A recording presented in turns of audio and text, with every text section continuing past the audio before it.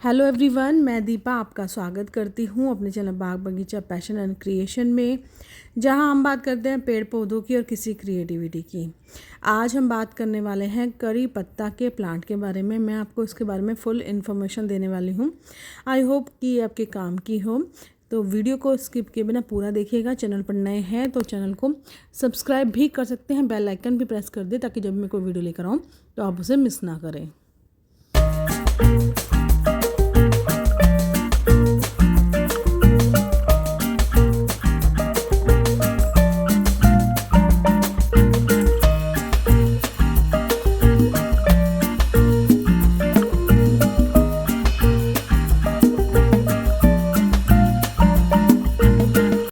जहाँ एक और कड़ी पत्ता को मीठा नीम कहा जाता है। बस इसमें कड़वाहट के अलावा बहुत सारे औषधीय गुण होते हैं, तो इसके पौधे घर में ज़रूर लगाने चाहिए। कुछ ज़्यादा पौधे लगाइए, 2-3 लगाइए, ताकि आप इसका इस्तेमाल अच्छे से कर सकते हैं। बहुत सारे गुण हैं, वो कभी बाद में डिस्कस करूँगी।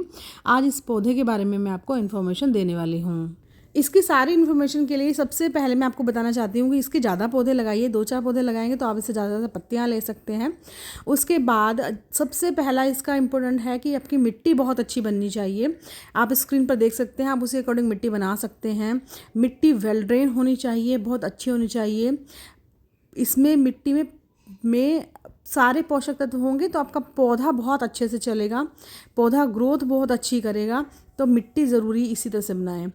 जो आपको मैंने परसेंटेज बताया है उसी अकॉर्डिंग मिट्टी बनाएंगे तो आपका जो सॉइल है वो पौधे के लिए बेस्ट रहेगी। आपकी मिट्टी में पानी कितना भी हो वो ठहरना नहीं चाहिए। वेल ड्रेन होगी सॉइल तो आपका प्लांट बहुत अच्छे से चलेगा और रूटिंग की किसी भी तरह की समस्या का सामना आपको नहीं करना पड़ेगा। दूसरी बात करती हूँ वाटरिंग की, कि वाटरिंग रिक्वायरमेंट इस प्लांट को कैसे होती है। तो इस प्लांट को बहुत ज़्यादा पानी नहीं पसंद है, बहुत कम पानी नहीं पसंद है। इसकी मिट्टी नम होनी चाहिए, मॉइस्चर उसमें बना रहना चाहिए।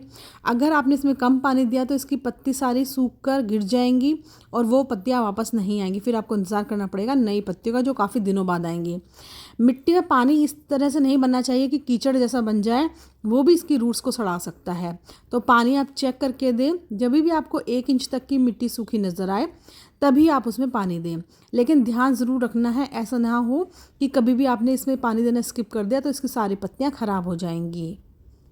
अगली बात करते हैं सनलाइट रिक्वायरमेंट की, यानी इस पौधे को कितना सन देंगे। आपको मैं सही में बताऊं, आप इसे सेमी शेड में रख के भी चला सकते हैं, शेड में रख के भी चला सकते हैं और सन में रख के भी चला सकते हैं। सभी जगह ये बहुत अच्छा चलेगा, लेकिन सन की रिक्वायरमेंट इसको 2-3 घंटे की ज़रूर इसको तो डायरेक्ट सनलाइट मिलनी ही चाहिए। ये पौधा हर तरह से सर्वाइव कर जाता है। मिट्टी में लगा लीजिए, ज़मीन में लगा लीजिए, गमलों में लगा लीजिए, बड़े बड़े कंटेनर्स में लगा दीजिए, बहुत अच्छा ग्रो कर जाता है। लेकिन इसको 2 से 3 घंटों की रोज़ाना की डायरेक्ट सनलाइट मिले तो आपका प्लांट ज़्यादा हेल्दी रहता है और इसकी ग्रोथ भी अच्छे से होती है। जितनी इसको सनलाइट मिलती है ग्रोथ उसकी अच्छी होती है। लेकिन मई जून की डायरेक्ट सनलाइट से आप इसको बचा सकते हैं। उसमें 1-आध घंटे की सुबह की आप धूप लगा सकते हैं, नहीं तो इसकी पत्तियों के कोने ब्राउन हो जाते हैं जलकर। तो आप ध्यान रखिएगा। वैसे तो 2-3 घंटे की सनलाइट इसको काफ़ी है, लेकिन डायरेक्ट मई जून की सनलाइट से इसको बचाना है आपको। नेक्स्ट बात जो इसके लिए बहुत ज़रूरी है वो है इसकी गुड़ाई करना। इस प्लांट को गुड़ाई करना बहुत पसंद है। इसकी जब मिट्टी हल्की हल्की लूज़ रहती है तो उसमें एयरेशन बना रहता है, जिससे प्लांट की जड़ें हेल्दी रहती हैं। तो आप समय समय पर इसकी गुड़ाई करते रहें। गुड़ाई का एक नियम है कि आप चाहें तो गुड़ाई सुबह कर लीजिए, शाम को कर लीजिए, दोपहर में गुड़ाई नहीं करनी चाहिए। और गुड़ाई करने में आप हफ्ते भर से लेकर 10 दिन तक आप गुड़ाई कर सकते हैं, यानी कि आपको महीने में 2 या 3 बार इसकी गुड़ाई करनी बहुत ज़रूरी है। और इसकी गुड़ाई से इसके रिज़ल्ट ज़्यादा अच्छे होते हैं। पत्तियों का साइज़ थोड़ा सा बड़ा हो जाता है और पत्तियाँ काफ़ी हेल्दी रहती हैं। तो गुड़ाई ज़रूर करते रहिए। इस पर इस तरह के कुछ फ्लावर्स भी लगते हैं।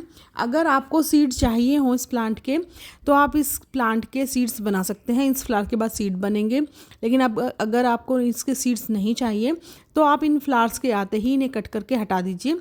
वहीं से कड़ी लीव्स स्टार्ट हो जाएंगी, नए नए शूट्स निकलेंगी। अगर आप बीज बनाना चाहते हैं तो आप इन फूलों को रखिए, कुछ समय बाद इस तरह के आपके प्लांट पर बीज बन जाते हैं।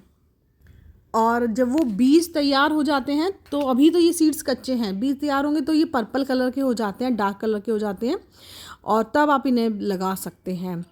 बीज से पौधा बनाना बहुत ही आसान है।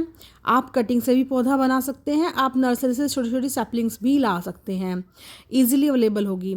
साथ ही मैं आपको बता दूं कि इसके कुछ तरीके, आप इसकी टिप पिंचिंग करते रहिए, टिप कटिंग करते रहिए, इससे आपका प्लांट बुशी होता रहेगा। कई बार हम देखते हैं कि प्लांट एक सीधी डंडी की तरह उग जाते हैं और वो सीधे सीधे बढ़ते रहते हैं। अगर आप इसके ऊपर की 2-3 पत्तियां पिंच कर देंगे तो वहाँ से फिर आपकी इसकी मल्टी ब्रांचेस निकलेंगी, जिससे बहुत सारा पत्तियाँ निकलेंगी और आपका जो प्लांट है वो बुशी हो जाएगा, घना हो जाएगा। तो ये काम आप कर सकते हैं, जहाँ से भी ब्रांचेस निकलें थोड़ी बड़े होने पर आप उनकी पिंचिंग करते रहें, इससे आपका प्लांट बहुत ज़्यादा घना हो जाएगा। तो अपने प्लांट को बुशी बनाने के लिए ये टिप ज़रूर आजमाएं, इससे आपका प्लांट मल्टी शूट्स निकालेगा, मल्टी ब्रांचेस निकालेगा। नेक्स्ट बात है हार्वेस्टिंग करना। आप इसकी पत्तियों को इस तरह से तोड़ते हैं, जो सही तरीका नहीं है। कभी भी इसकी पत्तियों को इस तरह से खींचकर नहीं तोड़ना है, हमेशा इसकी पत्तियों को पूरी की पूरी स्टिक के साथ ही निकालना है। इस तरह की आप पत्तियां तोड़ेंगे तो आपके प्लांट पर वो खाली स्टेम्स लगी रहेंगी, जो देखने में बिल्कुल अच्छी नहीं लगती और इनका कोई यूज़ भी नहीं होता है, आसानी से गिरती भी नहीं है, तो पेड़ बिल्कुल अजीब सा लगता है। तो जब भी आप अपनी कड़ी लीव हार्वेस्ट करें तो यहाँ से पत्ती को हल्का सा टिल्ट करेंगे, ट्विस्ट करेंगे, तो ये पत्ती पूरी निकल जाएगी। फिर उसके बाद आप इसका इस्तेमाल कर सकते हैं। तो ये सही तरीका है कि आप कैसे करी लीव्स की पत्तियों को तोड़ें। कभी भी खींचकर उसकी डंडियों से पत्तियों को अलग बिल्कुल भी ना करें। अब मैं बात करने वाली हूँ कंपोस्ट की। तो बटर मिल्क एक ऐसा फर्टिलाइज़र है इस प्लांट के लिए जो पूरी तरह से ऑर्गेनिक होने के साथ साथ फ्री ऑफ कॉस्ट भी है, क्योंकि हम करी पत्ते को खाने में इस्तेमाल करते हैं तो उसमें हम कोई भी केमिकल फर्टिलाइज़र नहीं डालते हैं। तो ये वाला फर्टिलाइज़र आप इसमें खट्टी छाछ लेंगे, उसमें पानी से उसको डाइल्यूट कर लेंगे ताकि वो बिल्कुल पानी जैसा हो जाए, उसको छान लेंगे और फिर गमले में डाल देंगे। जब आप इसका इस्तेमाल करें तो ध्यान रखिएगा आपके गमले की मिट्टी गीली नहीं होनी चाहिए, नहीं तो फंगस का खतरा बढ़ सकता है।